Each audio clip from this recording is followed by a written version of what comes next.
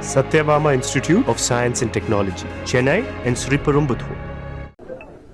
மாண்புமிகு கழக தளபதி அவருடைய தலைமையிலான மதசார்பற்ற முற்போக்கு கூட்டணியின் வெற்றி வேட்பாளராக நான் இன்றைக்கு மனு தாக்கல் பண்ணியிருக்கிறேன்.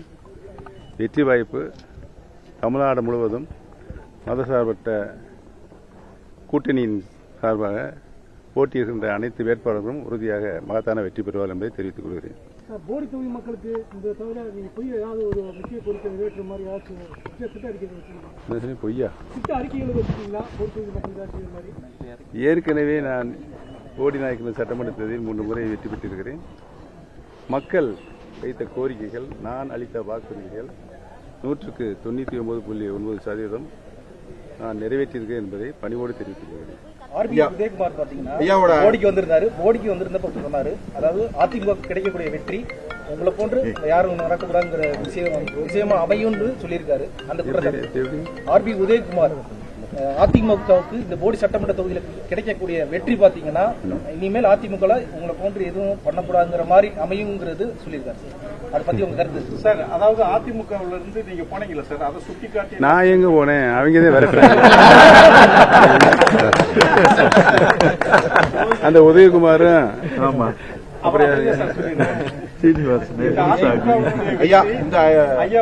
யாருங்க பொதுக்குழு தண்ணிப்பாடல கொண்டு எரிஞ்சு வெளியேற்றினது யாரு?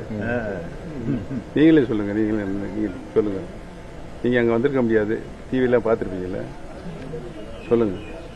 ஐயா, 50 ஆண்டு கால அதிமுகவின் அரசியல் வாழ்வு, அதுல 25 ஆண்டு கால ஒரு சட்டமன்ற உறுப்பினர், அமைச்சர், பன்முகம் கொண்ட இந்த ஓ பன்னீர்செல்வம் அவர்கள் தற்போது முதன்முறையாக திமுக சார்பில் வேட்புமனு தாக்கல் செய்திருக்கிறார். அதை பத்தி எப்படி ஃபீல் பண்றீங்க? அதாவது 50 ஆண்டு கால அரசியல் வாழ்வு, 25 ஆண்டு கால சட்டமன்ற உறுப்பினர், 5 ஆண்டு கால நகர்மன்ற தலைவர், இப்படி பல பதவிகளில் நான் பொறுப்பேற்றிருக்கேன்.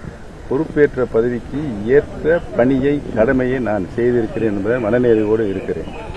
எந்த விதமான என் மீது குற்றச்சாட்டும் எதுவும் இல்லை என்பதை தெரிவித்துக் கொள்கிறேன். அதாவது மக்களால் அபிமானத்தோடு ஆதரவோடு தான் மக்கள் பிரதிநிதிகள் வர வேண்டும், செயலாற்ற வேண்டும். எடப்பாடி பழனிசாமி வந்த வழி தவறான வழி. அவர் கட்சிக்கு வந்த வழியும் தவறு. மாண்புமிகு முதலமைச்சராக யார் நியமனம் பண்ணது? சின்னம்மா அவர்கள்.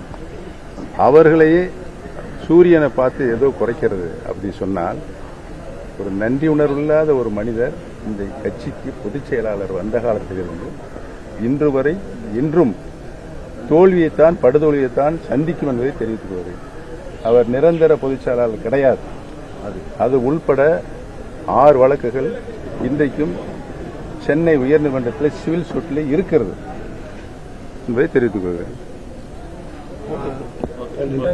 2026 தோல்விதான் எடப்பாடி பழனிசாமி.